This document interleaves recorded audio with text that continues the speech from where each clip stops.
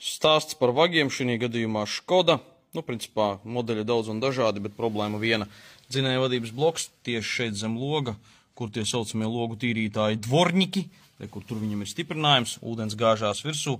Kāds viņš paliek, tad ar laiku redzam, šeit jau ir nomainīts lietotais, un te ir tas, kas viņam bija virsū. Kur problēma? Ūdens nonāk taisni iekšā dzinēja vadības blokā. Un, protams, loģiski, kur augšā tālāk aiziet pa plati.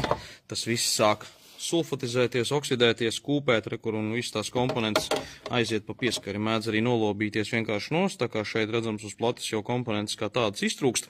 Un, protams, ir tas saucamais nepieciešamais dzinēja vadības bloka swaps. Nomainot vagiem, noteikti jau ir saskārušies component protection, datu aizsardzību, immobilizers un faktiski automobīlis pielec un noslāpst. Iedarbojās un noslāpst. Līdz ar to ir nepieciešams veikt online programmēšanu. Šī gadījumā arī Škodiņai dzinēja vadības bloks ir tieši Siemens Continental PCR 2.1, varbūt arī Boši. Un pa lielam online caur OBD mums ir jāveic tieši programmēšanas etaps, jo process un attiecīgi klonēšanas moments arī šī gadījumā cauri neiet. Var IMO off taisīt, bet tad jums spīdēs uz paneļa atbilstoši IMO problēma, bet šī gadījumā jau mums te viss strādā un esam pieprogrammējuši klāt online. Tā kā viss tur notiek veiksmīgi.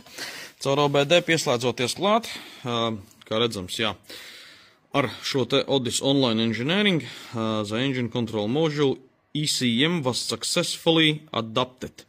Jā, tieši tā tas arī notiek. Online pieprogrammējās klāt pie automobīļa. Immobilizers un līdz ar to dzinēja vadības bloks tiek reģistrēts kopējā tīklā, sasaistīts ar pārējiem moduļiem, un automobīls atkal tālāk var tikt eksploatēts veiksmīgi. Šeit, starp citu, vāciņš, kā iznāk, jā.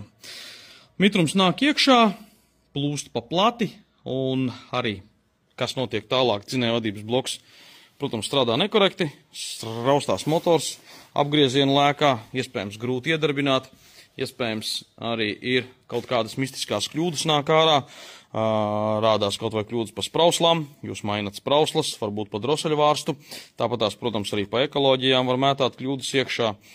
Protams, jāizravē arī būtu apskatīt vadus, bet pirmām kārtām, ja šāds te moments vienkārši ķeramies klāt, izraujam ārā dzinēja vadības bloku, apskatāmies, cik ar viņu viss slikti ir. Var likt jaunu, protams, tā procedūra ir neatkarīgi vienāda, vai jauns vai lietots, viss iet caur online faktiski. Un šī gadījumā lietotā versija bija mūsējā, kaut kāds 120 eiro. Šī gadījumā cenas var variēties, protams, daudz un